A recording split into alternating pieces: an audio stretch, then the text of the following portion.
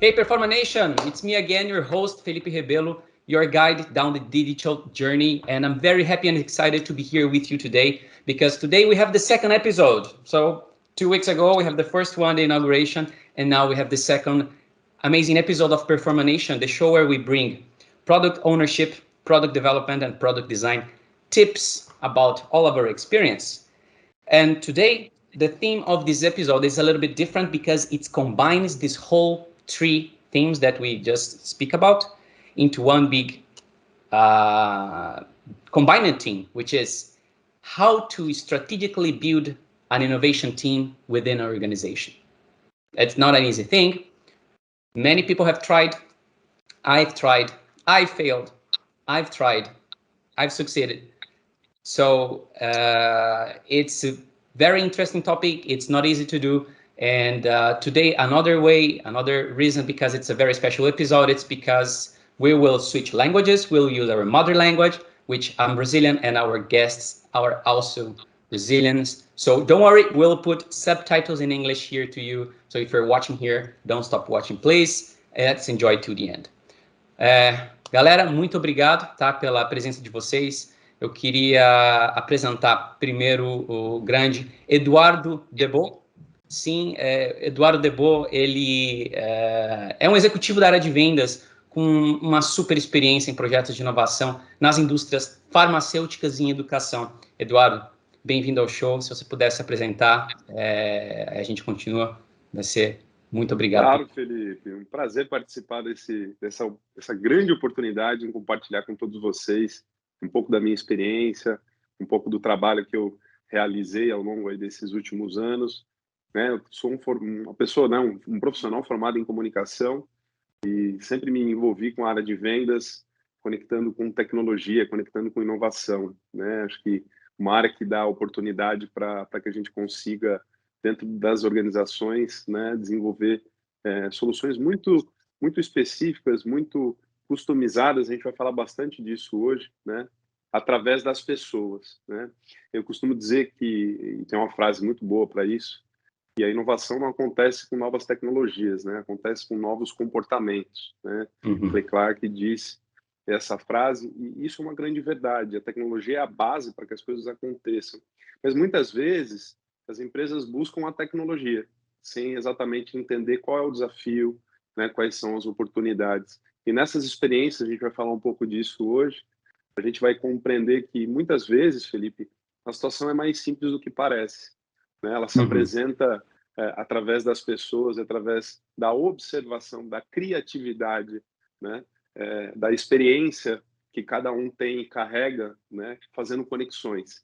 Né? Dizia que a experiência de cada um dentro de um time é a chave para a construção de novas fronteiras, né? De novas possibilidades. Muitas vezes as organizações, né, tentam combinar, né, construir áreas separadas para a inovação, áreas distintas para o futuro da empresa, sem envolver as pessoas que estão ali no dia a dia. E é no dia a dia, é nos atalhos, nas gambiarras aqui no Brasil, né? O brasileiro é muito conhecido pela característica de fazer suas gambiarras, né?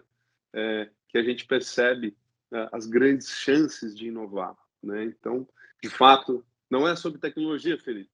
É sobre criatividade, combinação de pessoas com características distintas que têm um objetivo só, que é, de fato, fazer o negócio, né, a empresa prosperar.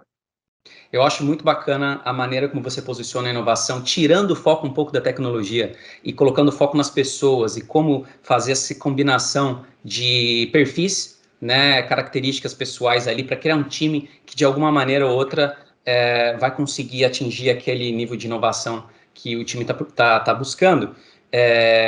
Quando a gente trabalha com projetos de software, né, geralmente o foco está sempre ali na tecnologia. Então, por isso, acho bastante importante também a presença de Samir Karam. Não sei se eu te apresento como um professor ou como um facilitador de workshops ou como um palestrante, né? Grande Samir, head de Lean da Performa IT. E, Samir, bem-vindo ao show. Se você pudesse apresentar também, dar uma pincelada aí no tema, daí a gente parte para a agenda. Claro. Bora lá. Muito obrigado aí, Felipe. Obrigado, Eduardo, também por topar o convite de estar com a gente aqui. Hoje estou à frente da Torre de Lean, da Perform IT. Estou já trabalhando com projetos de tecnologia há mais de 15 anos e comecei na área técnica, sou formado, né, em computação, em engenharia de computação, tecnologia, e o que motivou minha carreira, hoje o que me fez chegar nessa Torre de Lean foi uma palavra que eu gosto muito de falar, que é propósito. Né? Essa palavra propósito me drivou o tempo inteiro, né? Me levou o tempo inteiro a buscar qual é o propósito de cada projeto. Né? Eu executava projetos, mas ia atrás, queria saber mais, né? Queria entender realmente o que levou, né, aquele projeto sequer a existir. Né? E hoje realmente estou trabalhando com exatamente isso. Né? Na Torre de Linha a gente tem um propósito que é ajudar os nossos clientes a entender qual é o projeto certo antes da gente fazer certo o projeto, né? Então, acho que esse é um pouco o nosso papel, a minha responsabilidade dentro do meu time, né, da Performa, utilizando para isso várias das metodologias, né, como Design Thinking, Design Sprint, Lean Inception, enfim, um conjunto arsenal de ferramentas que permitem, né, a nós ajudar os clientes a entender realmente qual é o propósito de cada projeto, qual é o produto certo que tem que ser desenvolvido antes do nosso time de tecnologia de fato assumir o comando e desenvolver de uma forma excelente aquele produto que foi então definido. Geralmente existe essa vontade, né, esse ímpeto de vamos começar a desenvolver já. Partir da ideia para MVP, eu acho que esse grande salto acontece muitas vezes, infelizmente, erroneamente em algumas situações, quando a gente não para um pouquinho, dá um passo para trás, e qual o problema, né? Então, deixa eu rapidamente aqui, eu vou compartilhar a minha tela só para mostrar qual vai ser a agenda, e a gente não precisa necessariamente seguir a agenda, beleza? É só assim, para a gente ter na mente quais os tópicos mais ou menos que a gente quer falar, e aí, bora trocar essa ideia, beleza? Então, né, how to strategically build an innovation team within an organization. Então, falando um pouco da agenda, né, rapidamente aqui, quais os assuntos que a gente vai tratar, porque assim, é um assunto tão amplo que a gente poderia aí atirar para todos os lados, e a gente escolheu esses assuntos porque a gente acha que são os desafios maiores que estão acontecendo na organização, baseado na nossa experiência, conversando com clientes, com outras pessoas que trabalham também com inovação. Né? Então, primeiro, né, basicamente, quais são os desafios enfrentados ao se tentar começar um projeto de inovação? Né? Primeiro, beleza, tem uma ideia. Qual que é a primeira coisa que, né, as primeiras barreiras que aparecem? Segundo, quais as consequências desses desafios? Ok, tem o desafio 1, 2, 3 e 4, a gente vai listá-los na sequência, mas por que isso é ruim para a organização? O que ela está perdendo com isso? Né? E aí, uma possível solução, que é o Design Sprint, que o próprio Samir já comentou, existem outras soluções, mas hoje a gente vai dar uma pincelada um pouquinho nessa. E aí, tem um novo desafio. Né? O Design Sprint ele não é uma poção mágica que ele vai eventualmente resolver todos os problemas.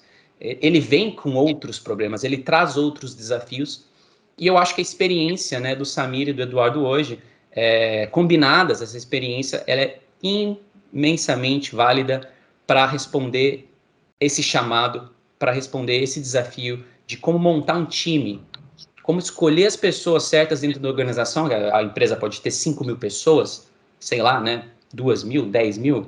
A gente já trabalhou com empresas pequenas, com empresas médias e com empresas grandes. E varia muito, né? São departamentos distintos, são estratégias diferentes. Então, acho que hoje, cobrindo mais ou menos esses assuntos, vai ser bem bacana. O que vocês acham, pessoal? Perfeito. Bora lá. Perfeito. Bem confortável. Eu vou parar aqui Eduardo, se você pudesse começar, cara, assim, quando você pensa primeiro assim, ok, quero inovar, né? Visto a sua experiência, assim, beleza, quais os primeiros desafios que te vem em mente, assim, poxa, vou ter que lidar com isso. Existem vários caminhos, né, Felipe, para que essa inovação aconteça. E acho que tem uma palavra muito, muito presente nas organizações, né, que é a ansiedade. Né? As pessoas buscam normalmente, e hoje a maior parte dos executivos, né, que ocupam as cadeiras de decisão, buscam as soluções disponíveis no mercado. É como se fôssemos ao shopping, né, como se fôssemos à grande compra, né, das soluções que ouvimos no dia a dia. E é nesse momento, né, que muitos equívocos acontecem dentro das organizações. Quantas e quantas vezes a gente escuta que organizações adquiriram licenças de plataformas, né, contrataram ferramentas de CRM, né, grandes investimentos, e quando você fala com o time de operações, você vai entender um pouquinho mais o dia a dia de quem executa, né, a ação dentro da companhia, a coisa não se aproxima, né? Você vê uma distância muito grande e talvez uma grande perda, né, de efetividade, de um trabalho mais assertivo, porque a decisão não foi tomada tendo em vista o principal fator, que é o desafio. Né? O que a gente está tentando resolver, né? Quais são, de fato, as oportunidades, os pontos que precisam ser observados antes da contratação de um software, antes da contratação de uma solução. Então, existe um trabalho, e é um trabalho bastante, eu diria, lento, né, e com bastante resiliência por parte das pessoas que pretendem provocar na empresa a mudança, em observar nas diferentes áreas as coincidências. Né? E quando a gente começa a perceber que existe um padrão de expectativa, né, uma janela muito clara de oportunidade, a gente pode, a partir dessa premissa, né, a partir desse aprofundamento, investigar. E aí tem todo um trabalho, né, as experiências que eu tive com a Performa, e aí o Samir como um grande representante desse processo, a partir desse aprofundamento, identificar ali, de fato, as grandes oportunidades. E aí, acima disso, né, a questão de já não... E aí o grande ponto é não em busca da solução imediata. Né? Vamos, de novo, né, entender melhor o problema, entender melhor a estratégia por trás, né, de tudo isso que a gente pode promover. E, de novo, falando em ansiedade, a empresa, às vezes, não tem essa agenda. Ela quer resolver para o próximo trimestre. Então, cabe a nós, líderes, né, dentro desse processo, fatiar um pouco essa discussão e, sim, fazer entregas rápidas. A proposta não é fazer um projeto de longo prazo e que torne isso inviável, mas que, de fato, dê uma visão mais clara, mais objetiva, precisa ser realizado de forma mais assertiva, né? E não tão ampla e uma visão muito distante. Eu tem 3 coisas que você falou que eu acho muito bacanas. Então, a ansiedade, eu acho que a coisa é o ponto mais o ponto focal, né, do seu discurso né, até então. Tentar identificar o que é comum entre áreas, também eu acho que, pelo que eu vejo, realmente é uma coisa não fácil de ser feita. Geralmente existe, né, uma dissonância, as pessoas em áreas não estão conversando. E você também falou, trabalho em blocos, então fatiar toda essa energia de ir no passo a passo um pouco mais lento, realmente é uma estratégia interessante. Samir, se você pudesse dar uma pincelada. Claro, não, perfeito. Eu só ia complementar exatamente um ponto que eu vejo muito latente nas organizações, nos nossos clientes, nesse momento, né, de iniciar realmente um projeto, é o medo, o receio, né, de não saber onde o projeto vai terminar. Né? Esse medo da falha de errar, né, e entrar em um projeto, muitas vezes sem saber o fim, é algo que ainda, né, organizações muito tradicionais têm receio, né, de fazer apostas, né? E quando você entra num projeto de inovação, de fato, por natureza, você não sabe onde você vai terminar, né? Num design sprint, né, eu gosto muito de brincar até com os nossos clientes que a gente não sabe se no final a gente vai ter software ou uma barraquinha de limonada, né? Então a gente precisa, né, ter essa confiança no processo que o produto que a gente vai desenhar ao final desse processo é o produto de valor, né? Porque a metodologia leva a gente desenhar um produto de valor, mas no primeiro dia, né, realmente eu vejo muito latente, Eduardo, essa ansiedade do pessoal, e isso muitas vezes prejudica, né, ou até impede, né, o início do processo.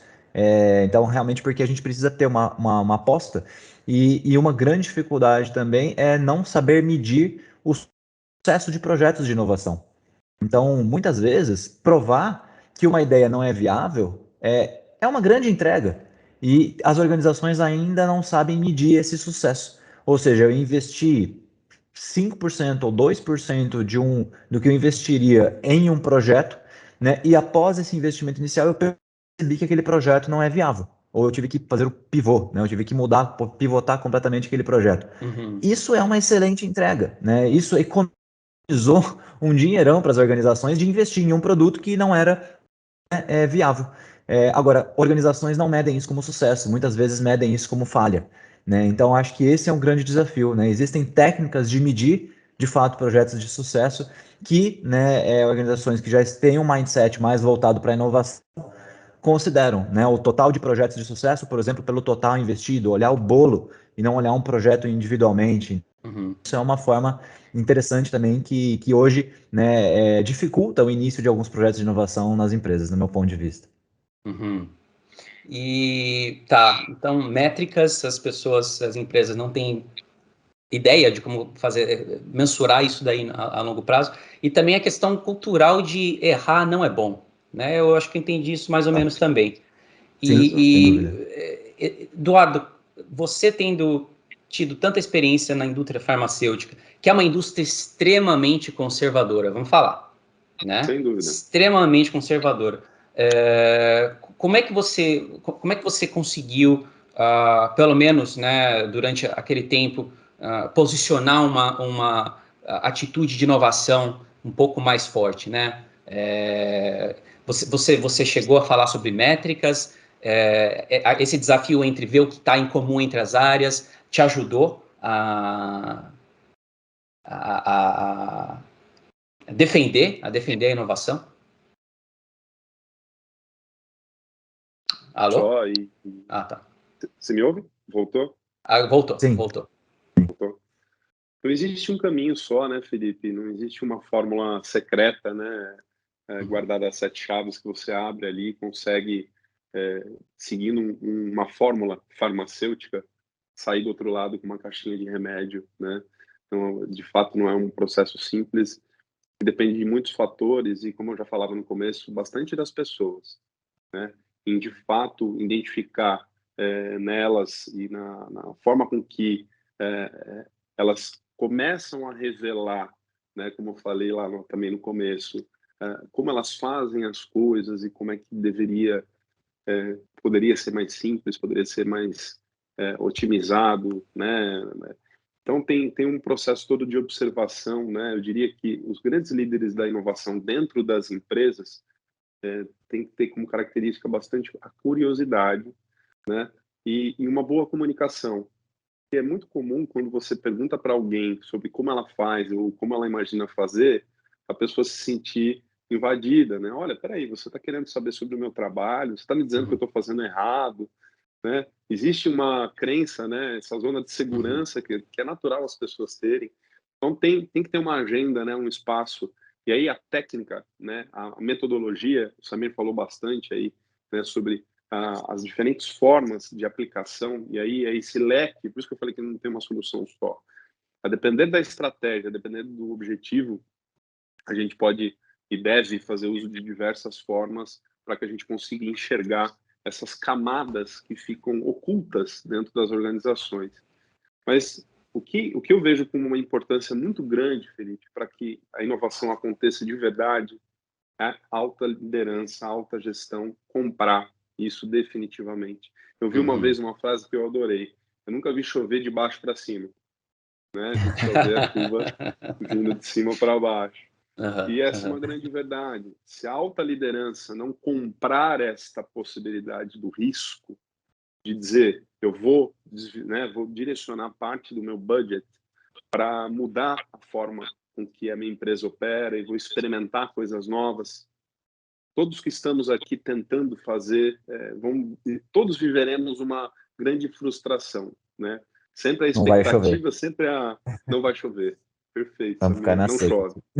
Vai todo mundo ficar com sede, vai todo mundo ficar Isso. sem fruto para tirar de árvore.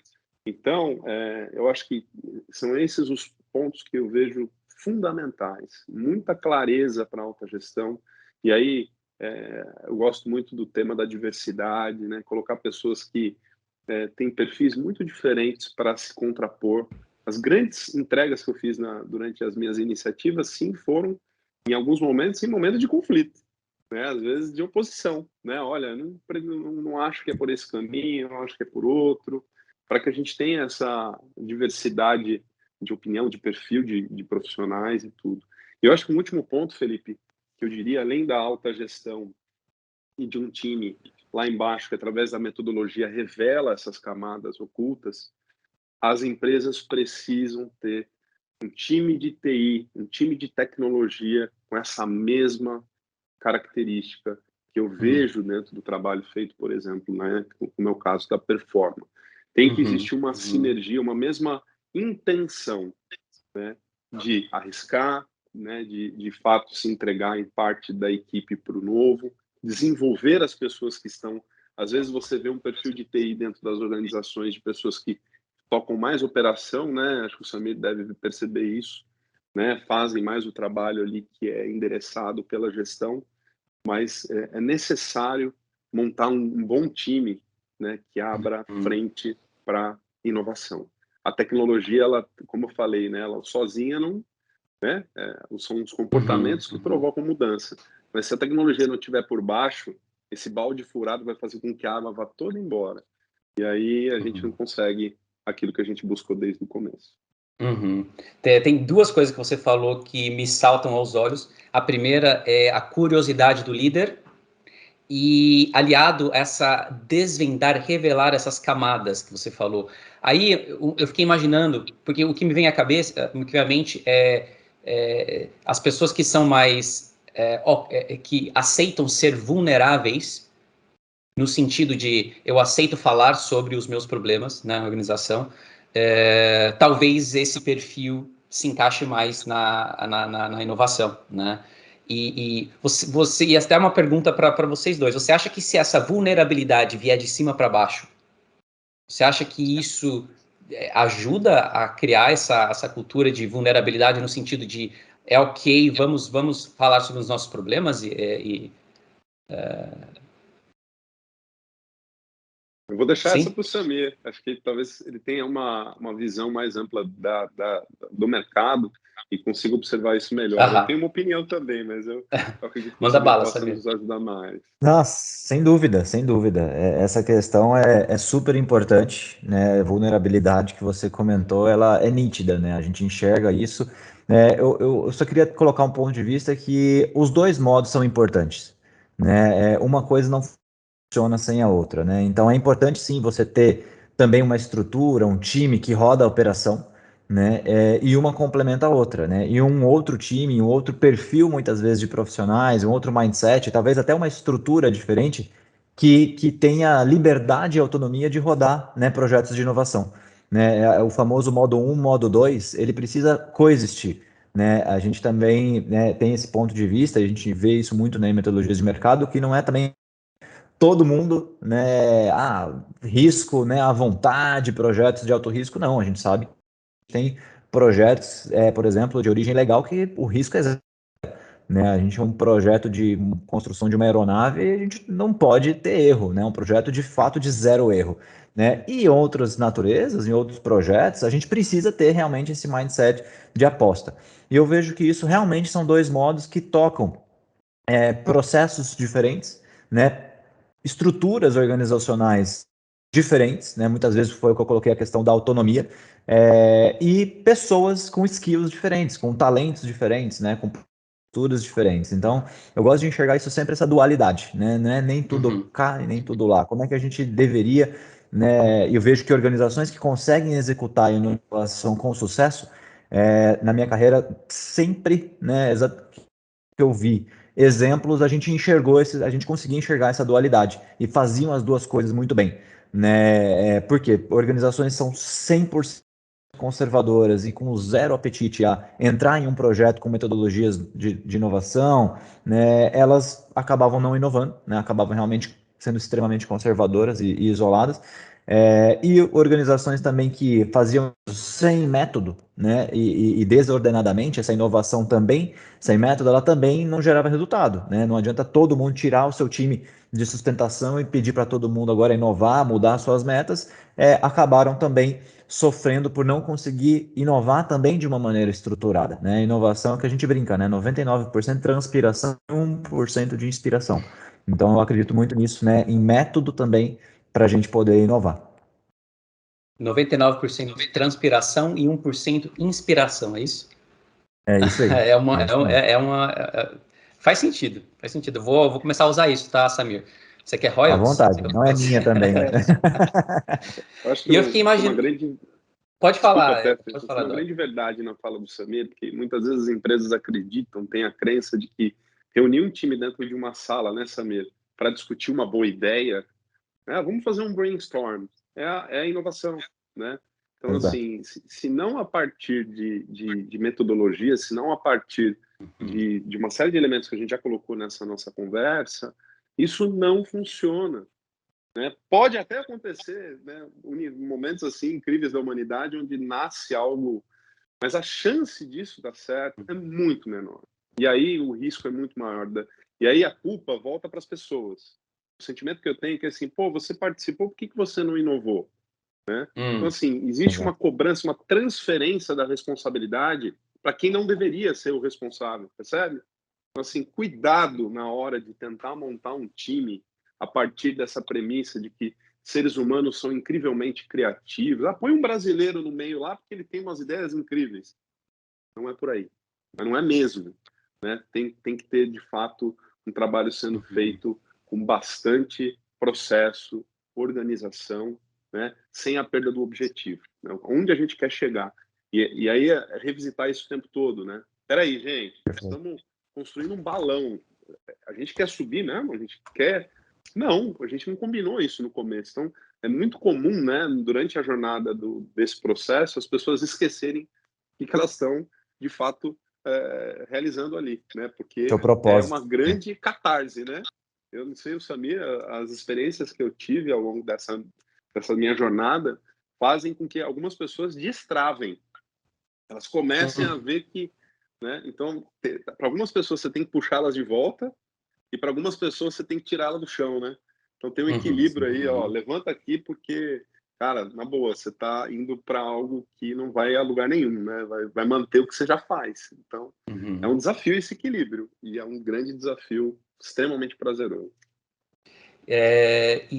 Você falou de um ponto, Eduardo, sobre se alguma coisa der errado, se a liderança não criar um ambiente confortável, né, e seguro, daí vai começar a apontar dedo, né, você não fez aquilo, a galera que não está naquele time de inovação talvez se sinta por fora, e isso cria um atrito, né? Então eu vejo que a liderança é, quiçá, mais importante do que o processo em si. Lógico, o processo tem que existir, né? Mas processo sem a liderança não vai dar certo e a liderança sem o processo também não.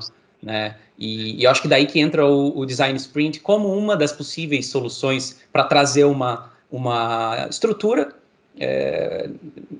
uma estrutura da conversa, Orquestrar, né? Orquestrar esse processo. Infelizmente, hoje não é o espaço para a gente entrar em detalhes do Design Sprint especificamente. Obviamente, se esse for um assunto que a nossa audiência quiser ouvir mais e conversar, a gente vai fazer mais episódios disso, né? Mas uma coisa que eu queria saber é, uma vez que o líder ele está ciente da criação desse ambiente seguro, confortável para errar, vamos supor que isso já esteja feito, a estrutura exista, né? Ok, tem uma estrutura que é o Design Sprint, as pessoas estão ok em errar. Como que o líder vai lidar com o conflito? Com essa diferença de perfis e ideias que podem surgir durante o design sprint, porque, pelo menos na minha experiência, essa é uma das coisas que não é fácil de lidar, né? A pessoa vem com uma opinião, a outra pessoa vem com outra opinião, e aquilo tem que ser resolvido num espaço de tempo muito curto. Como é que vocês acham que isso pode ser lidado? Eu jogando lenha na fogueira. Polêmica, né? Quer começar, Eduardo? Vou tentar, Samir, vou tentar dar a minha visão disso. Eu dizia lá numa parte sobre esse conflito, muitas vezes, essas diferenças serem extremamente importantes, né? Um bom prato feito num restaurante, muitas vezes, é composto por ingredientes que são muito distintos no seu sabor, né, nos seus contrastes. É muito engraçado quando você experimenta um prato feito por um chefe, perceber essas diferentes nuances, né, de um purê, de uma carne, de um tempero, né, então a composição por essa farta de diferença, ela gera experiências distintas. A dificuldade é fazer essa composição dar certo, né, fazer com que esses ingredientes se conectem e eles façam um sabor só no final, né? Você tenha clareza que aquele prato é um prato só e dá para dar um nome para ele. E não é um desafio fácil, definitivamente não é um desafio simples de fazer. Você vai encontrar, você aí, nesse processo, bastante resistência das pessoas. Elas vão contra a mudança. Elas vão sempre imaginar novas tarefas que serão endereçadas a ela, ao time dela. Quem que vai fazer isso? Nossa, a ideia é boa, mas elas não conseguem ainda materializar o pós. Elas sofrem no durante, né? Elas se angustiam em não ter a certeza. O Samir falou muito bem disso. Ao perceber, e elas vão ao longo da jornada, identificando que não sabem aonde vão chegar, isso gera aquela ansiedade nelas, né? E isso provoca reações, né? As pessoas vão, de fato... E aí é muito particular de cada situação para contornar isso, né, para fazer a pessoa voltar, né? Olha, gente, calma, a gente ainda não definiu quem vai tocar isso. E a comunicação, eu diria, com palavra final, é a chave desse trabalho, né? Se você não deixar claro para as pessoas, e para algumas pessoas funciona um formato de comunicação, para outras, às vezes a gente tem que fazer uso de formas distintas. Tem gente que gosta de ler, né, Samir? Tem gente que gosta de ouvir, tem gente que gosta de interagir. Então, até a pandemia está fazendo para a gente, assim, um desafio ainda maior, né? Como transmitir as nossas emoções, a nossa tridimensionalidade das emoções numa tela, né? Com essa imagem chapada que a gente tem hoje. Então, eu até espero que a tecnologia melhore muito com tudo isso para que a gente consiga ter mais o sentimento do presencial na nossa dinâmica, na interação. Então, Legal, de um lado, a atenção ela é necessária, porque senão a inovação não acontece, né? Senão todo mundo vai ter as mesmas ideias. Só que, por outro lado, quando a atenção é lidada de uma maneira errada, também pode dar ruim. E eu acho que é aí que entra o papel do facilitador, né? Então, Samir, se pudesse dar uma pincelada aí do ponto de vista de facilitador, que você já facilitou sei lá quantas dezenas sei lá, de milhares aí de design sprints. The Masters of... Exatamente. Como é que quais as diferenças que você vê no grupo, quando o grupo é mais homogêneo, quando o grupo é mais heterogêneo, e essas tensões aí que o Eduardo estava falando? Sem dúvida, Edu e Felipe, acho que super pertinente tudo isso. Eu vejo 2 pontos principais aqui, tá, pessoal, para que realmente a gente possa construir esse time de sucesso, né? O primeiro ponto é perfeito, né, o que o Eduardo colocou, de ter um time de fato multidisciplinar, né? Quanto mais multidisciplinar for o nosso time, maior é a chance, né? Mais rica vai ser a discussão, maior a chance de fato de a gente conseguir construir um produto de sucesso. Porém, acrescento um ponto que é o multidisciplinar que conheça de fato o dia a dia daquele desafio, né? Muitas vezes eu já vi acontecer também, vamos colocar só a alta gestão, né? Sei lá, os diretores de cada área para participar. Quando você entra, né, num momento de tentar gerar empatia, de tentar entender a jornada, né, de fato as dores, usar as ferramentas do design, se aquela pessoa não é uma pessoa que tem realmente propriedade do problema real que está sendo discutido no dia a dia, sabe, realmente a operação no dia a dia, acaba não sendo uma discussão rica, acaba sendo uma discussão muito geral. Então, esse é um ponto, primeiro, né, de escolher de fato, né, como o Edu bem colocou, os ingredientes certos, mas aqueles ingredientes que estão ali, né, na batalha, que realmente conhecem do dia a dia. Isso é fundamental na escolha de um time, tá?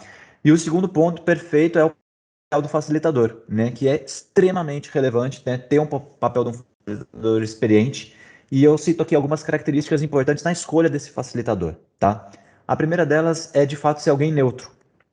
É muito importante que seja alguém neutro no processo, que não vá interferir, inclusive, na ideia está sendo dada. O papel do facilitador não é chegar com uma ideia pronta, né? Não é enviesar o grupo para uma ideia que ele acredita que é a melhor, que é a correta.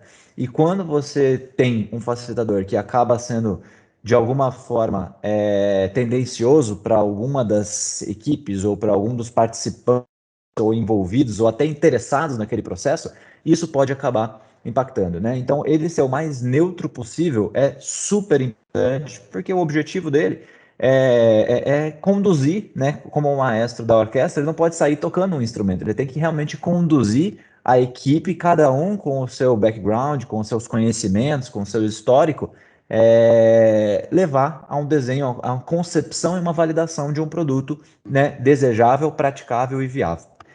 E outras duas características desse facilitador é que, primeiro, ele não tem autoridade, né? Eu já vi alguns erros na escolha, né, tanto de equipe quanto de facilitador. Muitas vezes você colocar alguém que tem uma autoridade ali, né, direta ou indireta perante a equipe, isso acaba prejudicando até algumas pessoas de se posicionarem, de dar ideia, né, de acabar, por exemplo, é super rico você poder ir contra, né, uma outra opinião. E se você tem uma relação direta ali, às vezes de autoridade naquela equipe, isso prejudica a qualidade do processo.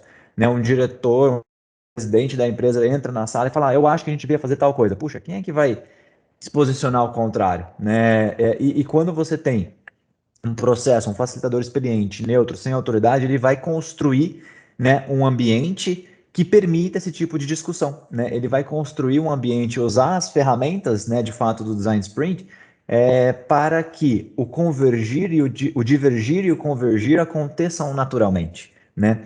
Esse efeito sanfona, né, que a gente pode com certeza ter um outro papo específico para falar sobre a metodologia do Design Sprint, né, que eu sou apaixonado também.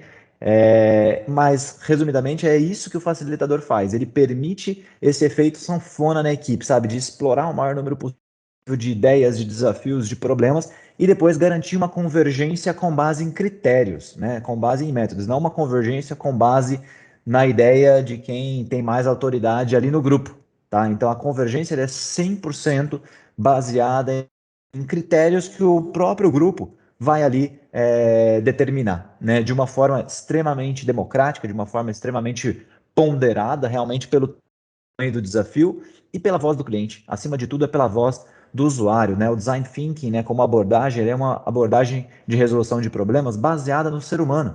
E o ser humano aqui é o cliente, pessoal. O ser humano aqui é realmente para quem você está agregando valor com aquele processo. E a voz do cliente é a voz que precisa ressoar dentro da equipe que está ali construindo, e não de um dos participantes. Esse é o maior desafio, do meu ponto de vista, do facilitador: garantir a voz do cliente, né, e realmente aumentar a efetividade do grupo, né? Com isso, usando essa abordagem e obedecendo essas características, né, de ser realmente alguém neutro que consiga fazer a equipe, né, entregar o seu melhor sem enviesar ninguém, né, você vai com certeza aumentar a efetividade daquele processo, daquela equipe.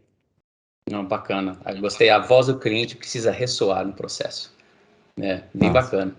Galera, eu acho que a gente está chegando no final da nossa conversa e ouvindo tudo que vocês falando, né, o quão importante o papel do líder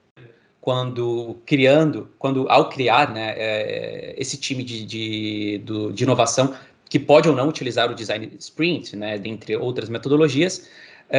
A questão da vulnerabilidade, criar um ambiente, uma atmosfera confortável e segura, né, para que as pessoas consigam confiar uma na outra. Tem toda a questão do passo a passo, de seguir o processo, enfim. Uma das coisas que ainda está na minha mente aqui, Eduardo, se você pudesse falar rapidinho, como você você já lidou com esse problema de lidar com as expectativas das pessoas que, infelizmente, não podem estar presentes no Design Sprint, porque nós sabemos é limitado em número de pessoas. Geralmente aí os números aí variam entre, sei lá, 6 e 8 pessoas, né? Com algumas exceções aqui e ali. Então, muito provavelmente alguém não vai ter que ficar de fora, né? O que você falaria para essa pessoa? Como que você lidaria com isso? Todo mundo quer participar, né, Felipe? Existe naturalmente essa expectativa, né, de estar todo o time está sempre envolvido nas novas iniciativas, né? O que eu costumei fazer durante esse processo, quando isso acontecia, era evidente dar oportunidade para que em outras sprints, né, em outros desafios, a gente misture, né, para que a pessoa participe. Eu acho que é necessário, sempre que necessário, colocar pessoas diferentes, até para virem ingredientes e fórmulas diferentes. Mas cabe ao líder, depois de cada etapa vencida no processo, compartilhar com a equipe. Não deixar que eles vejam só o protótipo, não deixar que eles vejam só a apresentação executiva. E aí é uma agenda menos formal, é uma agenda de fato, assim, a cada etapa, dividir o que está acontecendo. As pessoas têm a ansiedade, elas querem, mesmo não participando, terem visibilidade daquilo que está sendo feito. Então, acho que não existe uma fórmula, de novo, pronta, mas, assim, é necessário, sim, todos, mesmo não envolvidos no processo, terem ciência dos caminhos que estão sendo trilhados. E aí, às vezes, a gente se surpreende, sabe? Já aconteceu em um processo onde uma das pessoas da minha equipe não participava, e ideias surgiram, sim, desse compartilhamento, críticas, né, visões diferentes. E aí, acho que, como eu falei da comunicação, né, a interação com a equipe, né, com todo o time que está, de alguma forma, responsável, né, pelo processo como um todo, vai contribuir, né, vai trazer benefício. Então, acho que, em resposta à sua pergunta, é sim dar oportunidades em outros movimentos, né, até porque essas dinâmicas estruturadas de forma recorrente vão dar oportunidade para outras pessoas participarem e, de fato, compartilhar com as que não participam as atividades, o que está acontecendo, para elas não se sentirem desprestigiadas, né? Olha, eu não fui eleita. E não foi eleita nesse momento, né? Porque tem uma questão física, a quantidade de pessoas, a dinâmica não funciona, não dá para encher um estádio de pessoas e fazer uma design sprint.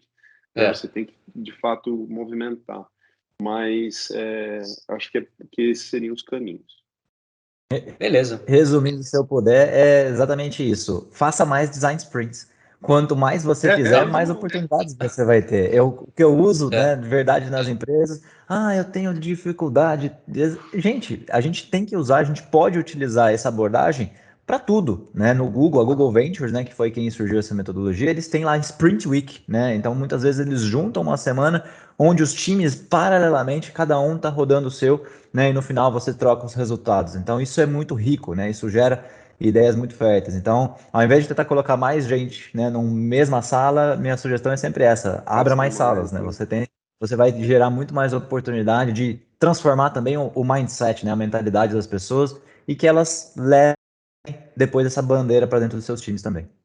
Cara, isso é muito legal também, como fala final, para essa conversa. Existe um efeito colateral desse processo que as empresas não conseguem capturar, e é bom falar. Às vezes a empresa está buscando treinamento, capacitação, né? Vai desenvolver uma série de ações. Cara, quando você coloca as pessoas e desafia elas dentro de um processo como esse, você transforma as pessoas. Você constrói nelas e revela características que ficam escondidas no dia a dia. Então, crie essa experiência para o seu time, provoque neles essa oportunidade de expor, de dividir, de se contrapor. Eu acho que acima da entrega tem a jornada, tem o processo. As pessoas se sentirem de fato responsáveis, empreendedoras, né? A fatia que cada um tem de empreendedorismo, né, intraempreendedorismo, se revela à medida em que as chances são ofertadas. Ninguém vai acordar um dia e sair por aí tendo ideias incríveis se não provocadas através de um processo como o Design Sprint. Pessoal, foi muito legal participar com vocês. Adorei muito bacana. Chance de dividir a experiência. Samir, muito obrigado. Felipe também. Muito sucesso e vida longa e próspera à Performa. So our audience, our dear audience, thank you very much for watching this. And remember that at the end of the day, we want you to be successful. We want you to run your design sprints as fast and as effectively as possible. But most importantly, we want you to go out there each and every day and delight your users. So thank you very much and see you next time.